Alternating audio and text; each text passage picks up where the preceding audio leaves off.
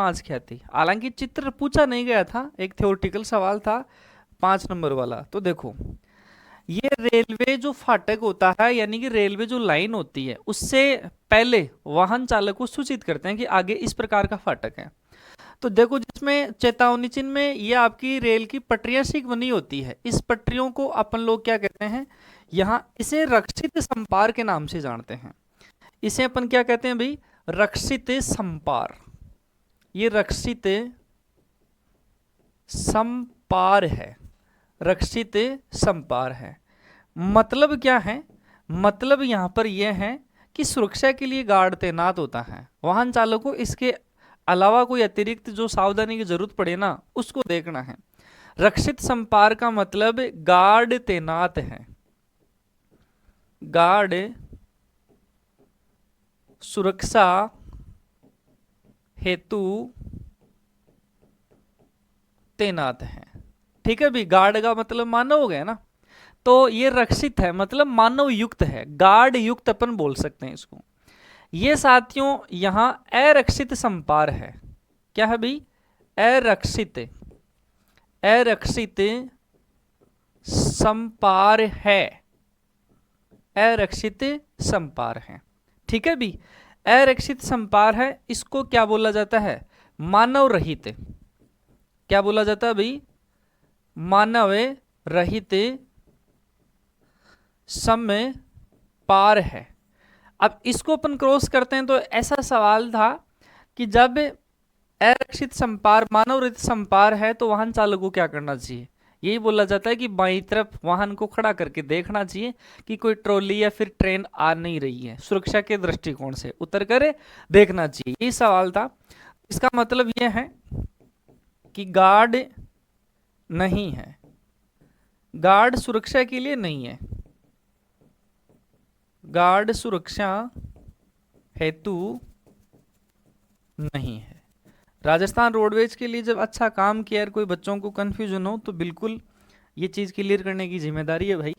ठीक है, और ये जो पट्टियां होती है ना, इसमें जो एक एक और जो दो लाल पट्टे हैं, ये जो लाल पट्टी है ये देखो टेक्निकली तो आपको यही बताती है, कई बार 50 से वो 100 का भी आता है, लेकिन ये एक पट्टी होती है तो ये बताती है कि 100 मीटर दूर के ऊपर है रेल की पटरी, और दो है वो किसको रिप्रेजेंट करती है भाई, 200 मीटर को। तो अब शायद आपके कोई कंफ्यूजन नहीं होना चाहिए, जिसमें ये पटरियां से एक बनी होगी तो रक्षित संपार है, मतलब वहां गार्ड सुरक्षा कर रहा है फाटक के ऊपर, रेलवे के ऊपर, और जिसमें ट्रेन बनी हुई है ना वहां पर मानव नहीं है, वो अरक्षित संपार कहलाता है। एक सवाल यह था, प्रथम पंजीकरण की तिथि से की अवधि की समाप्ति के बाद प्रत्येक मोटर वाहन को एक वैध पीयूसी प्रमाण पत्र रखना आवश्यक है। देखो यहाँ इसमें अपन का मैंने बता दिया कि नया वाहन पंजीकरण पीयूसी अवधि 1 वर्ष होती है और रिन्यू देखो 6 माह। तो इसमें प्रश्न में बड़ा शानदार लैंग्वेज थी यहाँ पर, पंजीकरण की तिथि अवधि की समाप्त बात, यानी कि पंजीकरण तिथि की अवधि वाला पीयूसी की अवधि है वो समाप्त हो चुकी है। तो उसके बाद में साथियों जब रिन्यू करवाएंगे तो कितना आना चाहिए भाई, आपका 6 माह आना चाहिए।